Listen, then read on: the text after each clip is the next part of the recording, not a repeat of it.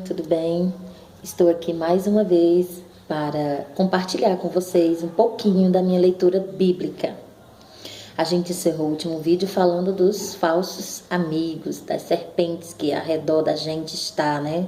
Que a gente tem que ter cuidado, quem que a gente bota na nossa casa, com quem a gente pode compartilhar nossas conversas, né? Então vamos ter cuidado quanto a isso. Que exatamente por causa de uma dúvida plantada no coração de Eva, gerou o pecado, né, que infelizmente a caída do casal, do primeiro homem e a primeira mulher, do paraíso. Teve uma maldição e a consequência foi: a terra foi amaldiçoada, a descendência de Adão e Eva foi, infelizmente, amaldiçoada também, porque gerou-se o bem e o mal, né? E daí por diante, a gente vai ver agora o seguinte. No capítulo 4, depois da desobediência, nasceu quem? Caim e Abel. Que foi gerado, né, como a gente sabe, que Caim matou Abel. Só que se a gente for analisar a leitura um pouquinho mais, diz assim, no capítulo 3, disse que a terra foi amaldiçoada, no capítulo 3, versículo 17, maldito seja a terra por tua causa. E aí Caim foi o quê? Lavrador da terra, né? E Abel? Abel foi o quê? Pastor de ovelhas, uma profissão muito abençoada, porque o pastor, né, o nosso pastor da nossa igreja, também cuida da gente que somos ovelhas. Então é uma missão muito bonita, é muito linda. E se você for analisar mais a seguinte, quando o Senhor fez um alerta, né? Quando a Caim e Abel vieram levar a oferta ao Senhor, o Senhor olhou para as duas e viu que Abel tinha feito com excelência, tinha feito com amor. Já Caim não, ele fez de qualquer jeito. Quando a gente for fazer alguma coisa, não precisa ser para pessoas importantes, mesmo que se for para os pequeninos, para o vizinho, para um amigo, na escola, vamos fazer bem feito. Vamos fazer com amor, porque não é só para as pessoas de carne que a gente está fazendo. O Senhor lá em cima está vendo o que a gente está fazendo todos os dias. Então, devido, né? O Senhor alertou a Caim, né?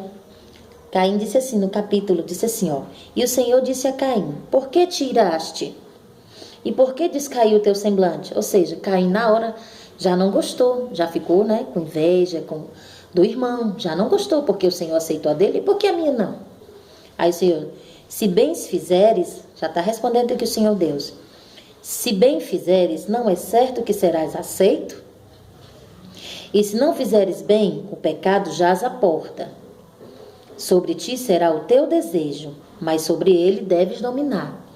O que Deus quis dizer com isso naquele momento?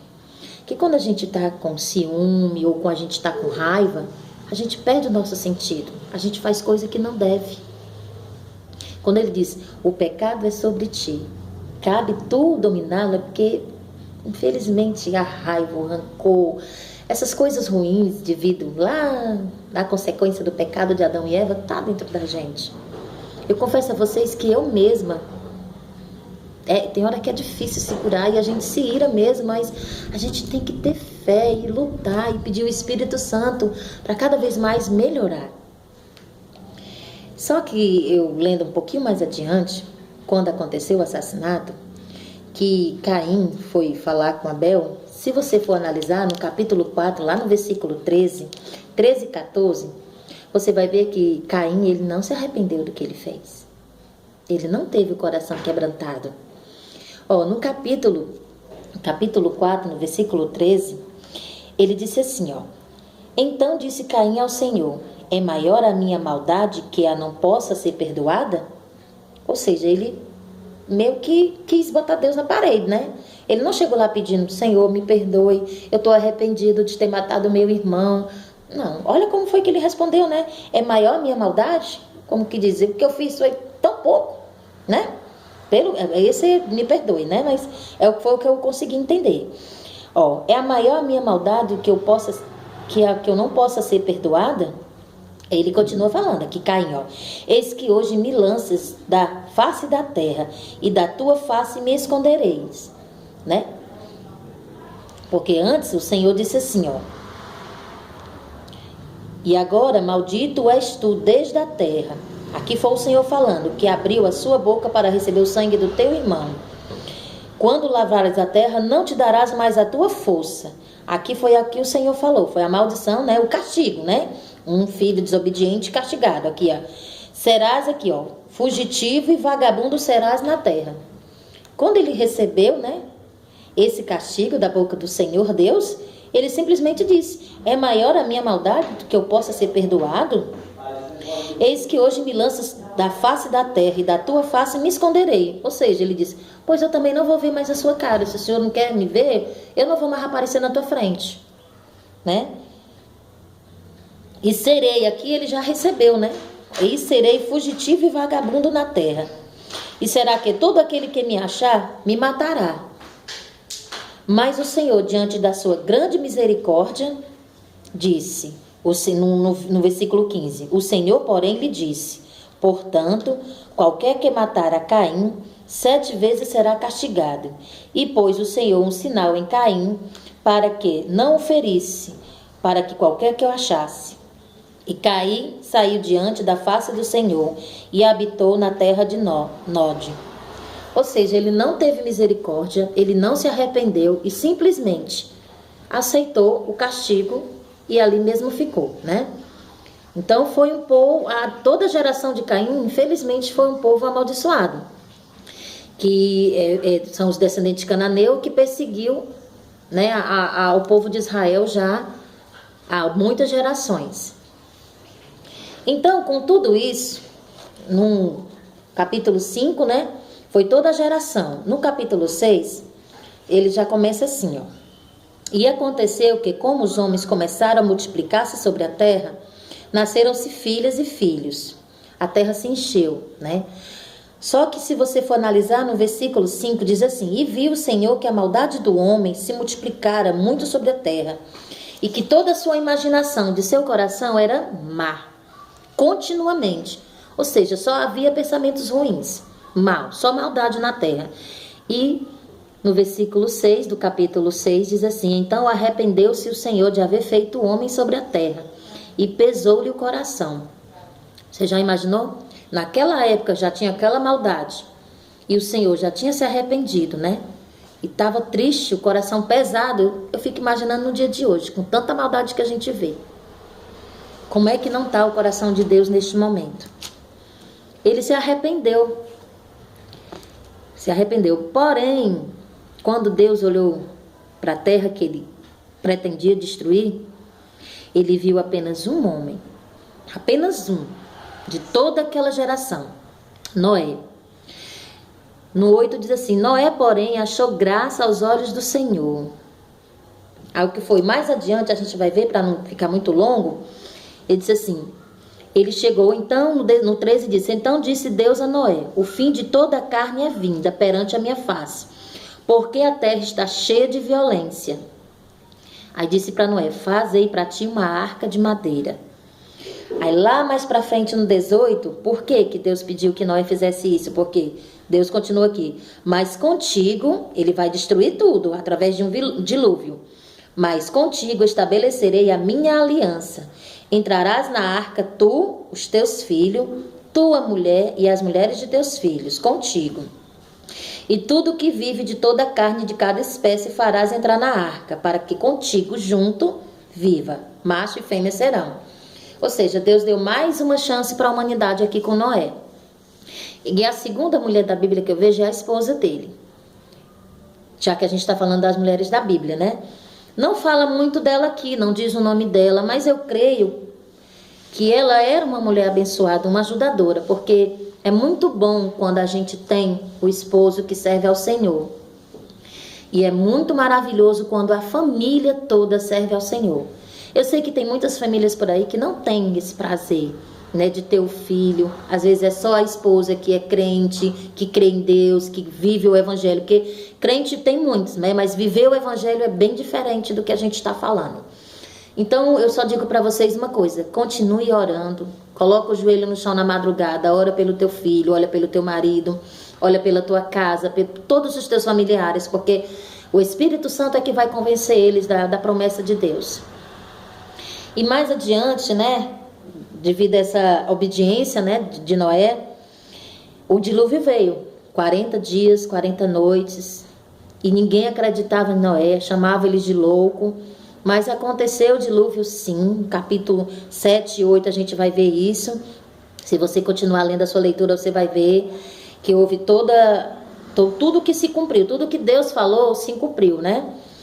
Só que Noé, aqui no capítulo 8 já, no versículo 15, então falou Deus a Noé dizendo: sai da arca com tua mulher, ou seja, ela estava lá, teus filhos e as mulheres de teu filho, e todo o animal que está na terra. Povoa a terra, ou seja, Deus agora mandou ele frutificar e multiplicar a terra. Então saiu, assim que Noé saiu da arca, né, com seus filhos e sua esposa, o que foi que ele fez? No versículo 20 diz assim: edificou Noé um altar ao Senhor e tomou todo animal limpo, toda ave, e ofereceu em holocausto a Deus sobre um altar, né? E aquele cheiro suave subiu à narina do Senhor. Ou seja, depois que passou tudo isso, né, o que Noé fez? Foi grato a Deus, demonstrou a gratidão. Se você está vivo hoje, está respirando, levantou cedo ou à tarde, agradeça, porque você está vivo. Deus permitiu que você estivesse vivo, então agradeça. No versículo 9, para a gente encerrar esse vídeo, diz assim, no primeiro versículo já diz assim: abençoou Deus a Noé e seus filhos, e disse: frutificai, multiplicai e enchei a terra. Só que Noé ficou meio preocupado, né? Porque Deus poderia destruir a terra a qualquer momento. Mas aí Deus fez uma aliança com Noé, e através dele a gente vai descobrir. No capítulo 9, no versículo 12, vamos ler aqui para a gente encerrar. E disse Deus: este é o sinal da aliança que ponho entre mim e vós, e entre toda a alma vivente que está convosco, por gerações eternas. O meu arco tenho posto nas nuvens. Este será o sinal da minha aliança entre mim e a terra. E aconteceu que, quando eu trouxer nuvens de chuvas sobre a terra, então aparecerá lá o arco das cores, e me lembrará da minha aliança. E as águas não mais se tornarão em dilúvio, para destruir toda a carne. E estará o arco na nuvem, e eu verei, e me lembrarei da aliança eterna entre Deus e toda a carne. E disse Deus a Noé: este é o meu sinal da aliança que tenho estabelecido entre tu e toda a tua geração. Pronto, encerramos aqui. Essa semana não, foi sexta-feira. Eu estava desenhando com os meus alunos na mesa e eu contei a ele, uma meninazinha fez um arco-íris, uma meninazinha, a Thalitinha, minha sobrinha, de 5 aninhos. E eu perguntei a ela se ela sabia qual era o significado do arco que aparece no céu, né? Aí, você sabe? Ela, todo mundo na mesinha, desculpa. Não, tia. Aí eu peguei as canetinhas, os potes de canetinha, tirei os lápis de dentro, aí fui contar a história de Noé para ela. E contei, li um pedaço da Bíblia, né? E disse: olha, aí ficaram tudo olhando para mim com a cara. Nossa, tia, eu digo: olha, hoje, a partir de hoje eu vou contar sempre uma história bíblica para vocês, uma vez por semana. Vou procurar filmes para vocês assistirem, porque vocês precisam conhecer Deus. E essa é a nossa missão. Então eu quero dizer uma coisa para vocês. Fale com os filhos de vocês, com os amiguinhos dele. Procure contar a história de Deus para essas crianças que é a nova geração, tá? Esse é o conselho que eu dou. Então, eu vou fazer a minha parte. Pode ser lembra aquela história do passarinho, do beija-flor, que estava dando incêndio na floresta? E todos os animais ferozes, o elefante, o leão, saíram correndo do fogo. Aí o Ben-TV, a Cheryl Ben-TV, pegou com aquele pequeno bico aquela gotinha d'água e botou no fogo. Aí foi a serpente, ou foi o leão, não sei bem a história, disse: mas por que está fazendo isso? Não adianta de nada.